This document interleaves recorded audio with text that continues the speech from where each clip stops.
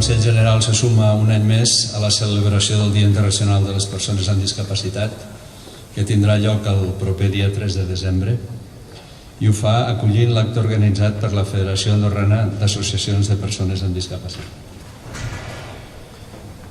Es tracta en aquesta ocasió d'un col·loqui que porta per títol Mare i Discapacitat i que pretén reflexionar sobre l'acceptació de la discapacitat per part de l'entorn més proper. De ben segur que el debat servirà per trencar tòpics i també per prendre consciència d'aquells aspectes que des de les institucions i les administracions públiques hauríem de treballar per millorar. Els dies internacionals tenen un fort caràcter simbòlic, però més enllà dels símbols hi ha la feina diària que es fa des de les famílies, des de les associacions i també des del Ministeri d'Afers Socials. El tractament de la discapacitat, des d'una perspectiva transversal, és un dels àmbits de les polítiques socials que ha viscut majors avenços al llarg dels últims anys, a Andorra i arreu. Queda molt camí per recórrer, perquè els canvis socials requereixen anys de sensibilització i de polítiques actives. Però avui podem dir que la nostra societat s'ha tornat més humana en bona mesura pel tracte que dispensa a les persones amb discapacitat.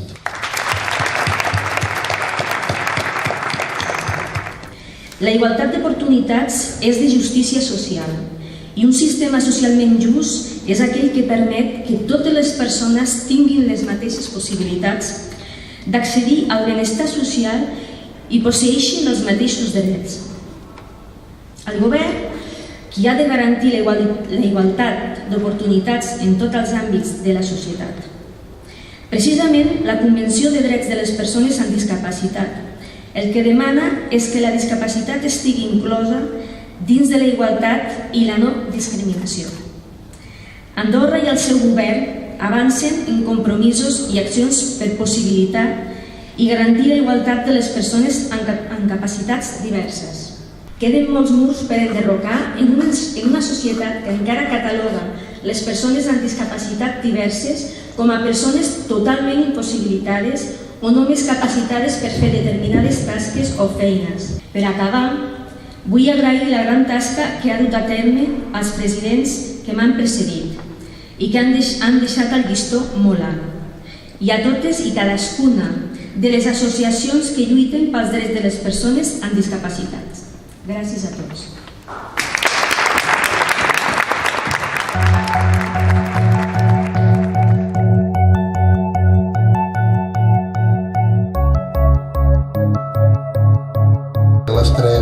Les tres superdones que m'acompanyen saben molt bé el que han viscut i saben molt bé el que volen i el que volen dir. Per tant, no cal massa esforç de moderació, sinó que penso que tot anirà sortint de manera fluida. Jo, per tant, d'entrada, per trencar el gel, només els demanava, llançaré algunes preguntes i per trencar el gel en llançava una que era com us veu sentir quan veu tindre la notícia o veu veure la realitat de que teníeu un fill amb discapacitat, amb diversitat funcional, que se'n diu ara, a casa vostra. Una vegada superat el dolor que representa tenir un fill amb una malaltia genètica, va ser dir, no serà un nen de metges, intentaré previndre tot el que pugui, però l'altre m'ho aniré trobant i no viurem la malaltia dia a dia, sinó que serà una cosa que la tindrem present, però res més. Va ser una anòxia en el moment del naixement, el que passa que va ser molt lleu i en els primers mesos, pràcticament el primer any i mig de vida del nano, no se li va... Deien que era tots creiem que era un nano que no tindria cap problema. És nosaltres des de casa que vèiem que no estava bé, des de fora ens deien que això era cosa que amb els mesos ja aniria passant. I la lluita va ser al revés, va ser de dintre a fora, però tampoc va ser molt traumàtica perquè va ser progressiva. A mesura que el nano anava creixent, anàvem veient, doncs, ens anàvem trobant amb els problemes, però de mica en mica, a mesura que anava passant el temps.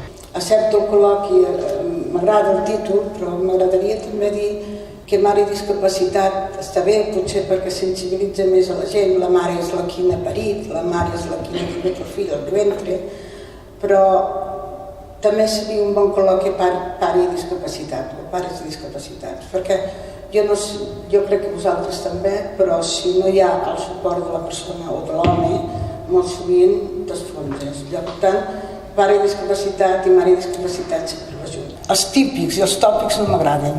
Per tant, jo dic, no m'agrada que em diguin ni mare coratge, ni no sé què, per una qüestió personal, perquè no sóc mare coratge, hi ha moltes mares coratge, moltes dones coratge, molts marits coratge, molts germans coratge, perquè aquest problema no afecta només a la mare, afecta a tota la família i a tot l'entorn familiar. És un trasbals per tota la família.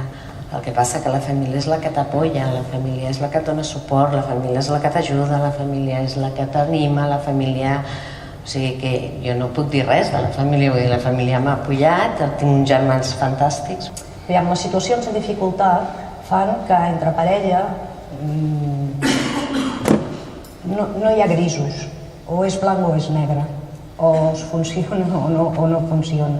I en aquest cas, doncs, per sort, en el meu cas ha funcionat i realment som dos a tibar del carro. Bueno, la família, els germans, va ser exactament igual, de tindre un germà que jugava, van passar a tenir un germà que no parlava, que no caminava, que s'ho feia tot a sobre, que no els coneixia, que estava desfigurat. I tot això és un procés de dol, però bueno, la família és el suport, per nosaltres és vital. I el meu marit, vitalíssim, i el meu sogre, la millor persona que he conegut mai. Jo vaig tindre molta sort del meu marit i del meu sogre, sobretot dels dos, de tota la família, però ells dos van ser qui em van ajudar a sortir del poc, qui em van ajudar a dir això s'ha de tirar.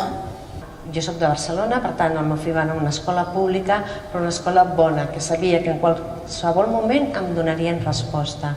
En Jaume va estar allà fins a segon d'ESO, el que es diu secundària, sempre m'ajuda, però m'ajuda externa, perquè a Barcelona realment els recursos a les escoles són bastant escasses.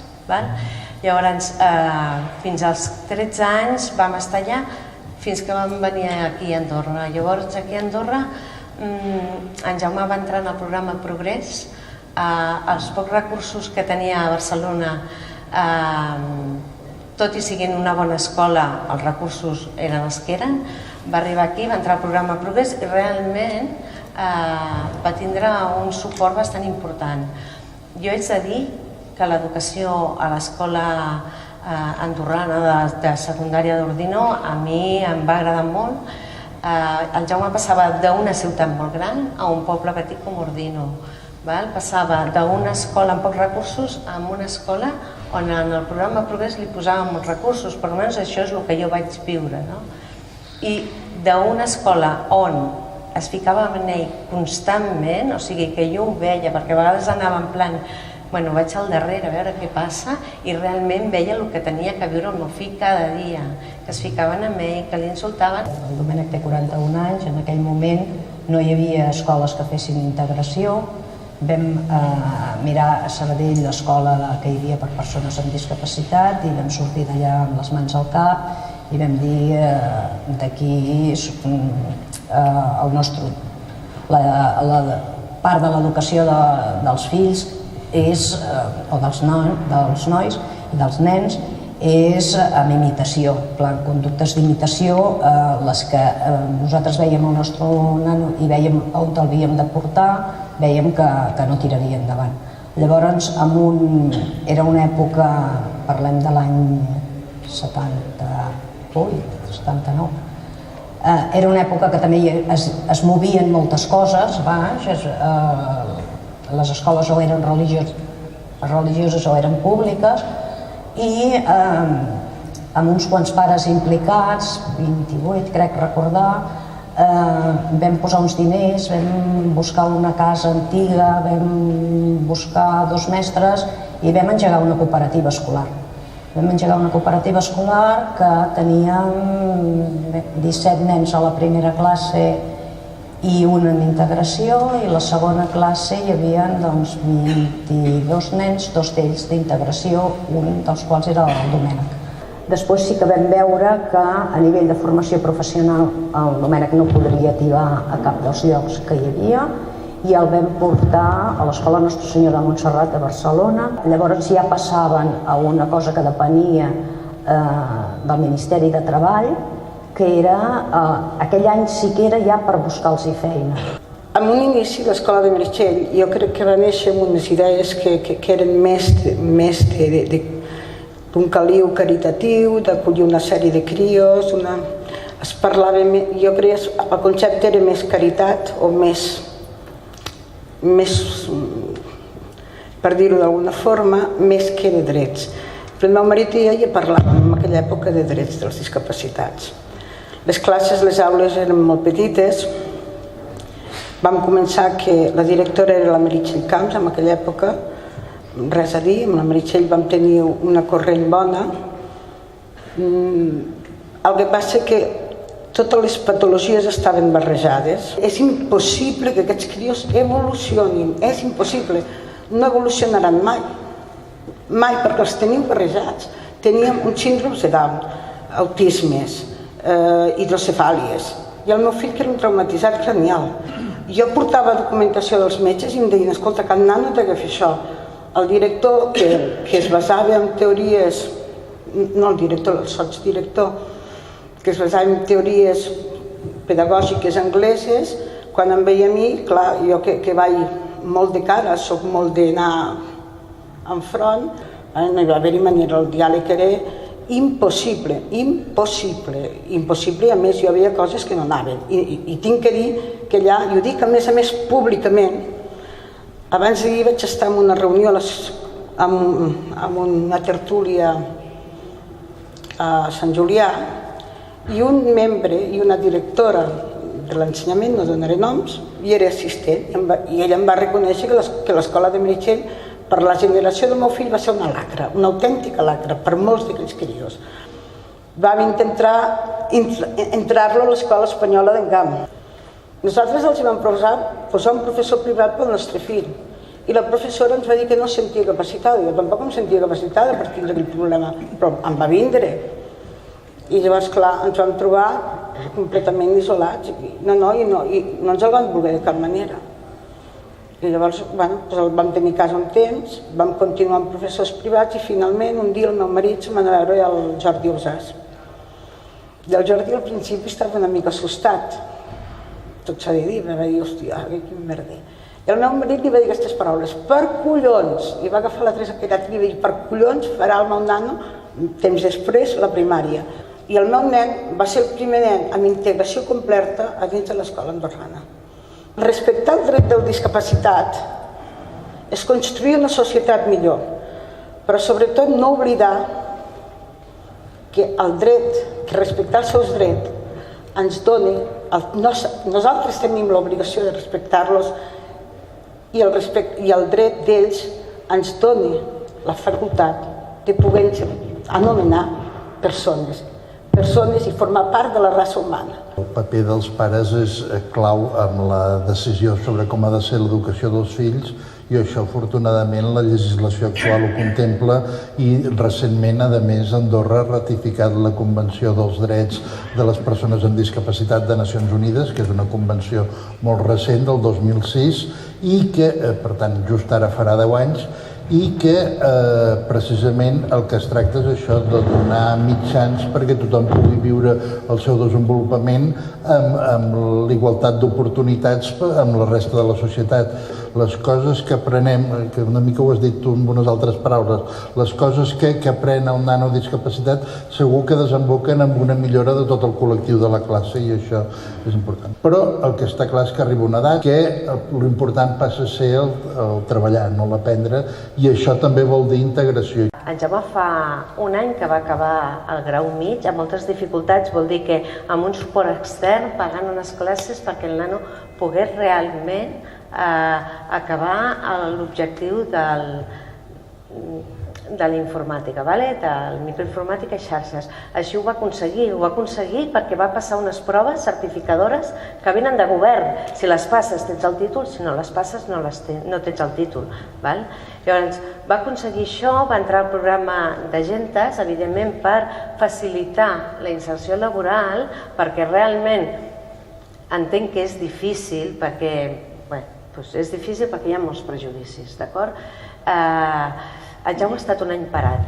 L'únic temps que va treballar d'informàtic va ser perquè s'ha presentat a moltes entrevistes i el van agafar 3 mesos en una empresa d'informàtica. A partir d'aquí, en Jaume d'informàtica no ha treballat més, ha estat un any parat. Un nano parat és el pitjor que pot passar.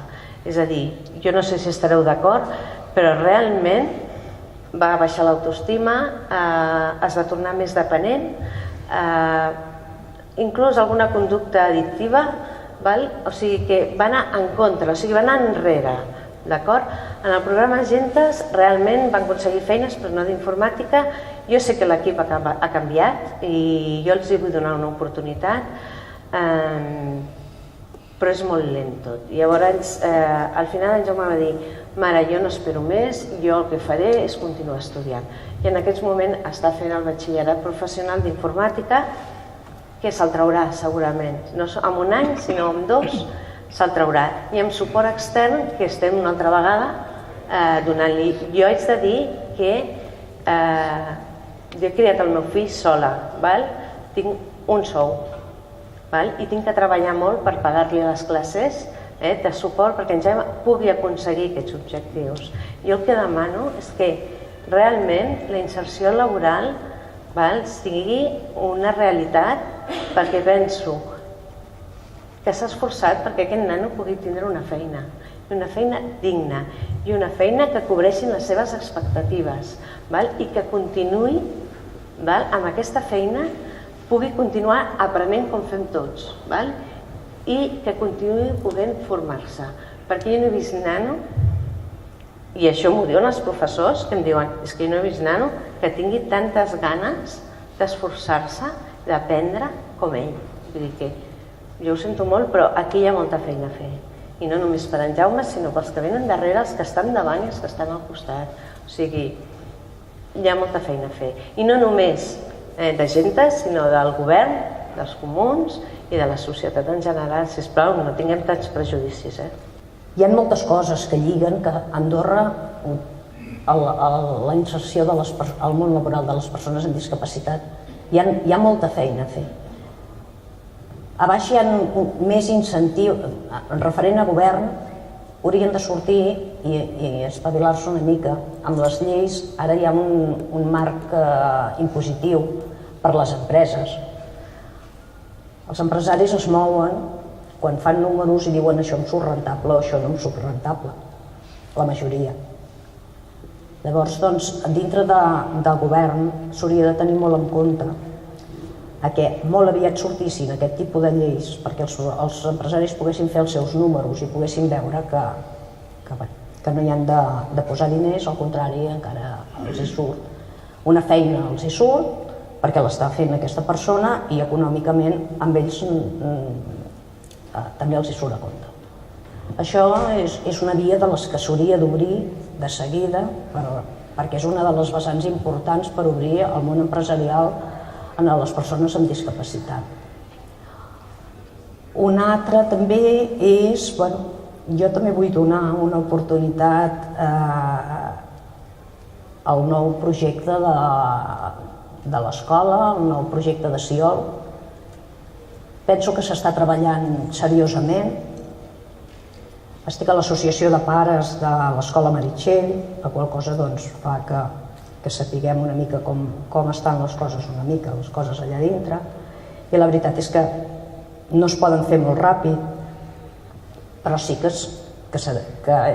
hi ha un bon camí iniciat. Clar que tots voldríem que fos més ràpid, perquè tots volem que les condicions dels nostres fills millorin. Ell té dificultat i jo soc molt conscient que no pot tenir una feina, tenir una feina Però clar, és que té dificultats amb la parla, té dificultats amb el caminar, té dificultats amb les mans. És molt lent perquè la seva afectació és tota motriu. Llavors, on té el problema, sobretot, és amb la motricitat i la lentitud en una societat on precisament la lentitud no és el que la gent busca i el que la gent vol performance, una paraula anglesa, performance, doncs el meu fill no és performant, és lent, escolti, vol que hi digui jo, però és complicat treballar per ell, és molt complicat. Llavors, des d'aquí sí que vull donar les gràcies a la Federació Andorrana de Discapacitats, al meu marit, no a la federació, sinó els dos últims, el senyor Cisco i el senyor Joaquim Joan. El meu marit mai, i això sí que ho vull dir, va voler demanar una pensió pel seu fill, perquè considerava que ell la lluita l'havia fet, o la lluita des de l'inici, la feia pensant que era un dret d'aquesta gent, i mai va voler demanar-la. I l'any passat el Cinto, esquenes meves, i el Joaquim Joan van demanar una pensió de discapacitat del meu fill. El meu fill avui rep una pensió de discapacitat que hi tenia dret ja fa molts anys, que al principi va ser denegada perquè vosaltres sabeu que és per uns barems, hi ha uns barems que diuen acceptem d'això, i un dels barems és l'escolarització o l'educació, si té primària o no primària. Aquí sí que vull... I si tens formació, si tens una formació, és així o no? En resta punts. Però un dret universal mai pot anar contra un altre. Això els polítics i els que esteu dins del món ho heu de tenir en compte. Es considera que la persona amb edat laboral de 18 a 65 anys, si pot treballar, l'ideal és que treballi, i si no pot treballar és el moment en què ha de cobrar una pensió. Llavors sempre queda aquesta situació interpretativa i de marge de quina ha de ser. És dir, entenem que una persona amb discapacitat, la immensa majoria de les persones amb discapacitat del 33 fins al 50, el 55 o el 60% de discapacitat poden treballar, doncs el bo és que treballin, el bo és que es guanyin el seu salari, el bo és que surtin de casa. Ara, en el moment en què es valora que no poden treballar, que cada estat ho col·loca en un número, doncs a partir d'aquell moment és el moment en què et reconeixen una pensió, i aquesta pensió de vegades és el salari mínim interprofessional i de vegades és una mica inferior al salari mínim. Quan una persona sap el que són els diners, coneix que ha treballat, ha cobrat un sou normalitzat, ens trobem aquí a Andorra, ens trobem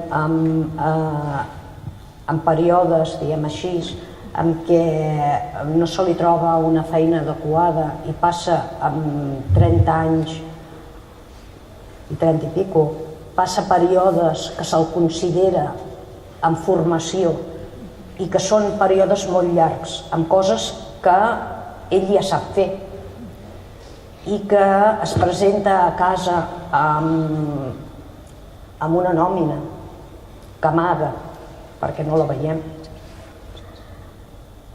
perquè ell ja la considera, aviam, a ell li fa vergonya.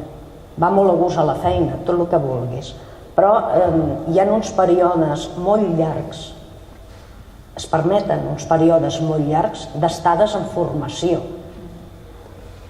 Quan valorem aquestes estades en formació, també fem servir uns barems que són els equivalents a persones de baix rendiment, entre 16 i 18 anys, entre 18 i 20. Això hauria de desaparèixer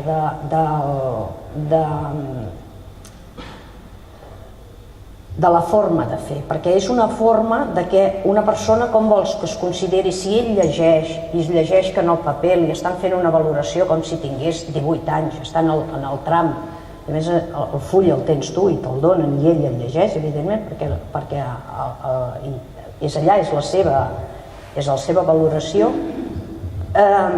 Això no va, això va contra la dignitat de les persones.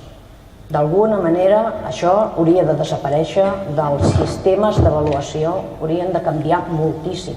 Se'ls està avaluant d'una forma en què una persona amb 30 i pico d'anys no pot llegir que amb ell se l'està avaluant com si tingués entre 16 i 18 a l'hora d'avaluar-se la feina. Canvieu, sisplau, els sistemes d'avaluació d'aquestes persones. Feu-los, suposo que hi ha llocs molt més adelantats que nosaltres, en què ja hi ha això ja està estudiat. Avui dia és que les coses estan totes molt estudiades.